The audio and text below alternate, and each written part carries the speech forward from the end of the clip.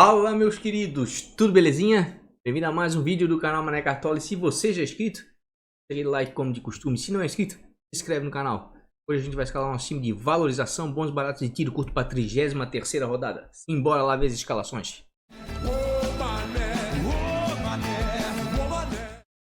Pessoal, recadinho rápido. Para quem gosta aí de ligas apostadas, ligas de tiro curto, certo? Cartoladacerta.com.br. É só vir aqui no site, se cadastrar, depois você inclui quantos times você quiser, paga R$5 a inscrição e concorre a uma bolada. E o bom do site é que o site é recente, ou seja, a concorrência é menor, né? Diferentes sites mais badalados aí, né? Você não vai receber um prêmio tão grande assim, mas em compensação vai ter mais chance de ganhar, certo? Então, cartoladacerta.com.br. Quem tiver interessado é só ir lá no site, se cadastrar. O Rony e sua equipe vai lhe atender muito bem. cartoladacerta.com.br. Pessoal, vou começar aqui pelo nosso time de valorização no canal, né? Olha, é o Mané Cartola aqui com o cifrão. Fez 47,34, né? Foi a pontuação. Ficou na média dos cartoleiros. Mas aqui que importa, né? Porque é um time de valorização, a pontuação não importa muito. O que importa é o ganho de cartoletas. Nós conseguimos ganhar 10,18 cartoletas e alcançamos aí o patrimônio de 431,50 cartoletas. Vamos dar uma olhadinha lá no ranking nacional, se a gente ganhou algumas posições. E também não foi uma rodada lá tão fácil assim, né? Vamos ver aqui no nacional. Botar para filtrar por patrimônio, né? Ó. Perdemos algumas posições, fomos para 291 do nacional, mas ainda continuamos entre os times mais ricos aí do Cartola, né? Como sempre costumo dizer, aí no universo de mais de 9 milhões de times de cartoleiros. É uma excelente posição, né? Mesmo que esse time aqui ele tenha comprometimento aí de ganhar de 10 a 15 cartoletas por rodada e geralmente consegue cumprir isso, né? Vamos vender o time e vamos escalar nosso time de valorização para a 33ª rodada. Vamos lá então para o nosso time de valorização, né? Como todo mundo já conhece aí como funciona no canal, a gente deixa os 3 times prontos e comenta um pouquinho a respeito. Percebam que todos os jogadores aqui estão muito desvalorizados, tá? E os que não aparecem aqui desvalorizados é porque não jogaram na última rodada, então conta a penúltima pontuação, quando eles jogaram efetivamente, né? É claro que o Volpe aqui valorizou um pouco, mas a gente vier aqui no olheiro e colocar zagueiros, né? Goleiros. Mínimo para valorizar, a gente vai ver que o Thiago Volpe é o goleiro que menos precisa pontos para começar a valorizar. Precisa fazer menos 1,4, tá? Tem uma média de 5,69 jogando fora de casa, certo? E de volta aqui o Volpe dá uma mitada, né? Quando é bem exigido, certo? E o sistema defensivo de São Paulo melhorou bastante. Tem uma parada dificílima contra o Santos. O Santos está cedendo em média de 5,90 para goleiros adversários quando vão jogar na Vila Belmiro, tá? E acabou mitando no último jogo, no 4-1. Com 7 defesas difíceis o gatito, né? Então eu tô contando aí que o Volpe possa ser bem, mas bem exigido mesmo, né? E com isso pontuar bem e valorizar bem também. Da zagueira aqui já vamos dar uma olhadinha aqui. Já estamos aqui no Olheiro FC mesmo, né? Zagueiros mínimos para valorizar. O zagueiro que precisa de menos pontos para começar a valorizar é do mesmo confronto também. Tá super desvalorizado, né? Foi expulso no último jogo. É o Gustavo Henrique. Precisa fazer menos 4 pontos para começar a valorizar. Isso é muita coisa, tá? Tá com uma média de 4,99 jogando em casa. É um clássico, certo? Mas tirando aqui essa pontuação negativa, nos últimos jogos aí dentro de casa, o Gustavo Henrique vem mantendo uma boa pontuação. São Paulo aí cede em média 6,22 para zagueiros adversários nas últimas 5 rodadas. Isso é muita coisa para zagueiro. Acredito que o Gustavo Henrique é uma boa para valorização. Não só para valorização, quem sabe também para pontuação. Nosso outro zagueiro aqui vai ser o Pedro Jeromel. Por que o Pedro Jeromel? Porque ele está precisando fazer 0,8 para começar a valorizar. E é o jogador com melhor média jogando em casa. Tem uma média de 8,41. Vai ter um confronto dificílimo contra o Flamengo, mas vou repetir o que eu já falei já no vídeo do time principal. O Flamengo vai ter um jogo amanhã, antecipado a 34ª rodada contra o Vasco.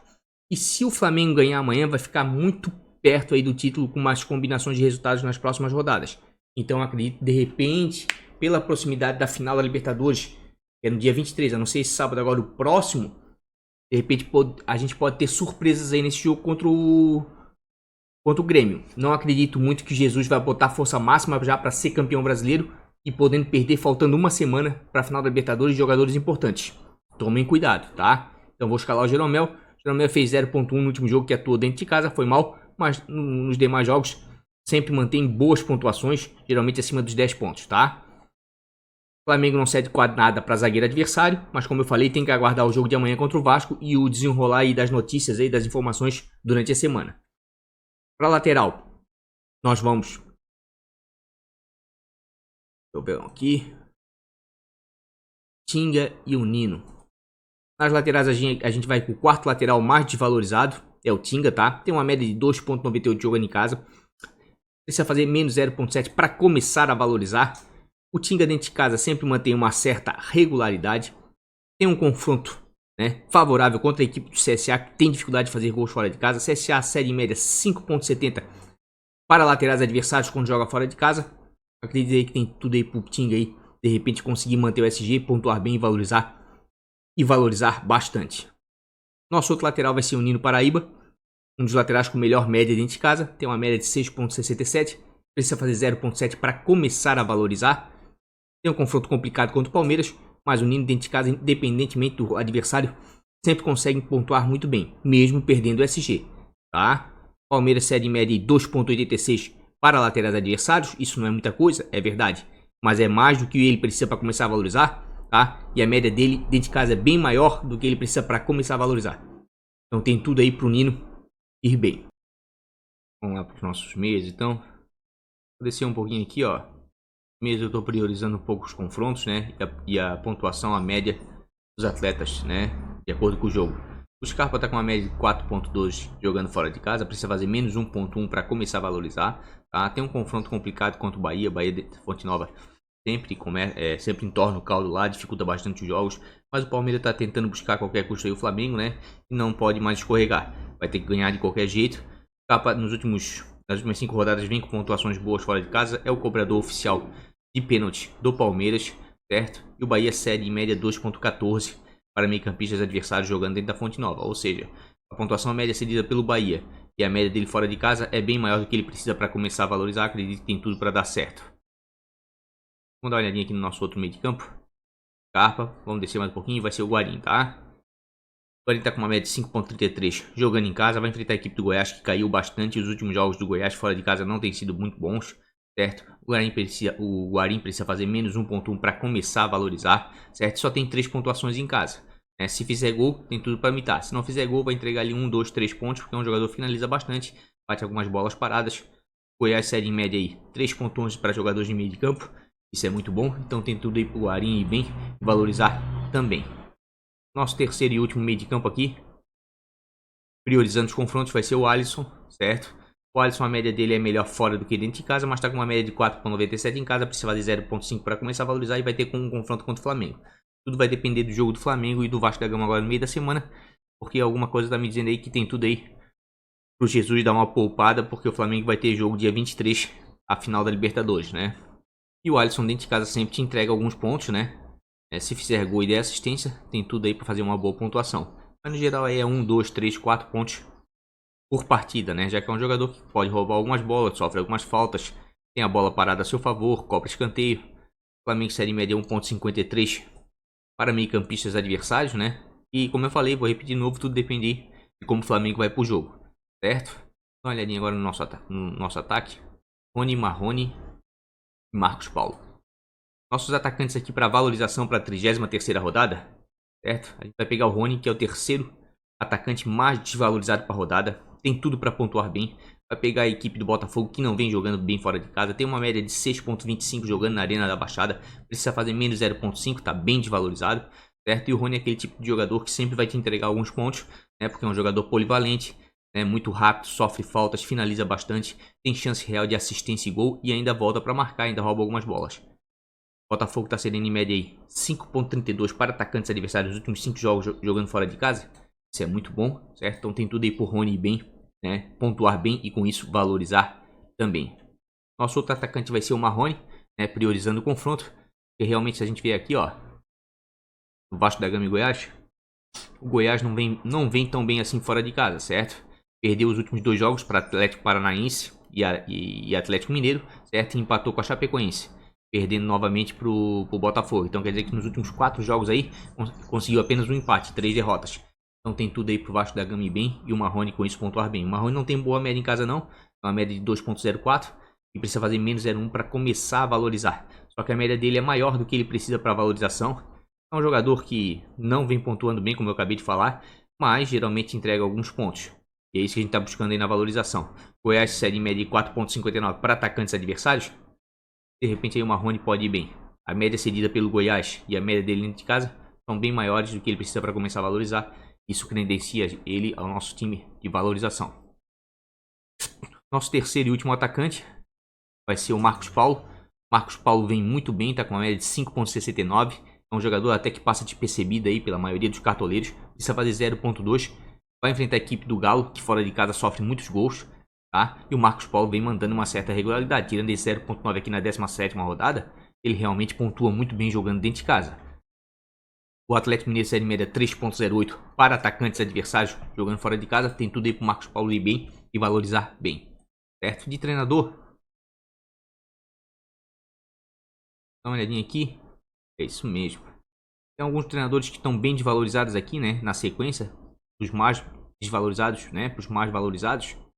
Mas eu acredito aqui que o que tem um confronto mais favorável, mesmo tendo a chance de perder o SG, é o Marcão. Precisa fazer 2,3 para começar a valorizar. Tem uma média de 4,8 jogando em casa. Como eu falei, o confronto favorece, né?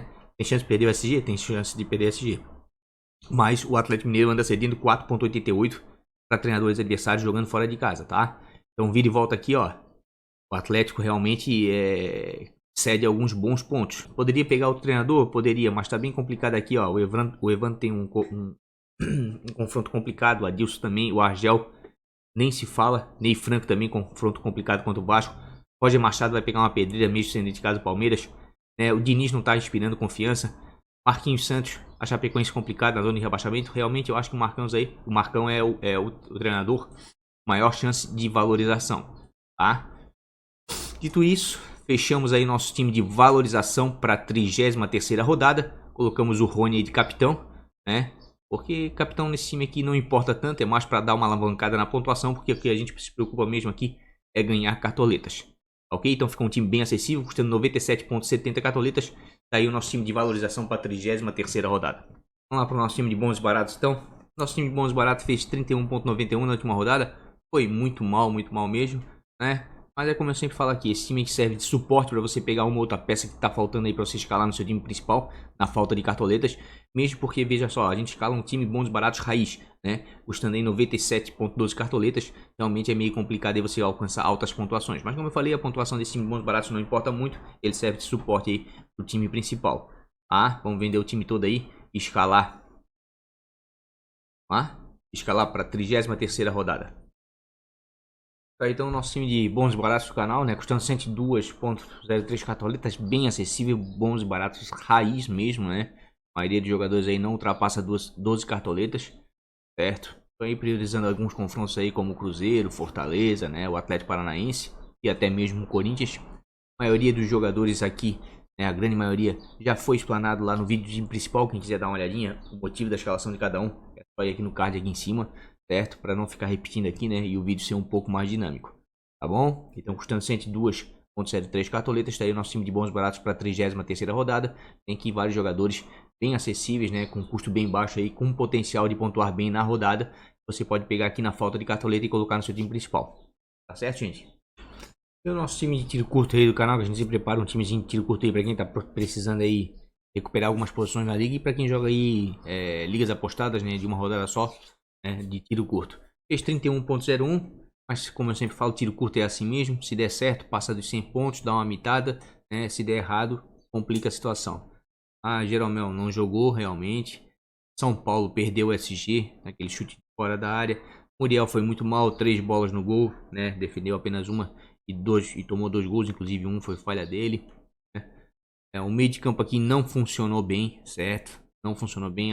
Alisson, Alex Santana, Everton Ribeiro, a grande maioria decepcionou na frente. Nem se fala do Cebolinha então. Cebolinha jogou muito mal contra a Chapecoense. O Igor Cássio era uma aposta. Só o Gabigol foi bem, né? O técnico foi o Renato. Mas contra a Chape aí, o Grêmio não foi bem. Jogou de maneira burocrática. Fez 1 a 0 muito no início com o gol de bicicleta ali. Luciano depois não quis jogar mais bola. Mas vamos vender nosso time aí de tiro curto aí, né? E fazer um timezinho de tiro curto aí para a 33ª rodada. Para quem tá precisando aí. Tá, então o nosso timezinho de tiro curto aí. Tô priorizando a defesa toda do Cruzeiro, né? Porque o Avaí realmente tem muita dificuldade de fazer gols fora de casa. Tô colocando como goleiro e capitão o Cavalieri, né? Que tem um desempenho sensacional, né? Fora de casa. E o Atlético Paranaense cede muitos pontos de defesa difíceis para goleiro, né? E como eu tô colocando toda a defesa do Cruzeiro, tô botando o Abel aqui, né? Pra ver se alavanca a pontuação aí desse time de tiro curto, né? Tô colocando o Thiago Neves no meio, né?